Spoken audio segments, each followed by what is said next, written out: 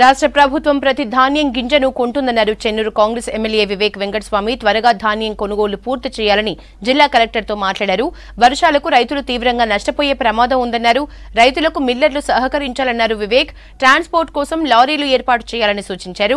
రైతులెవరూ అధైర్యపడొద్దని చెప్పారు ఎమ్మెల్యే. రైతుల వడ్లన్నీ కూడా వర్షంలో తడిచిపోయి నష్టపోతున్నారు.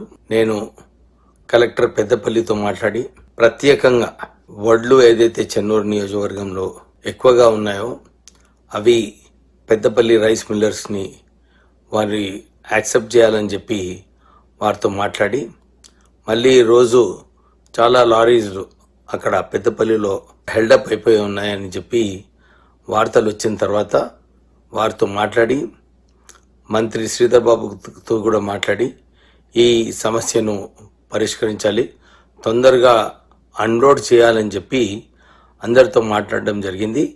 ఈ ప్రొక్యూర్మెంట్ వేగవంతంగా చేయాలని చెప్పి కూడా కోరుతూ రాష్ట్ర ప్రభుత్వము ముఖ్యమంత్రి గారు ఆల్రెడీ మాట ఇచ్చారు.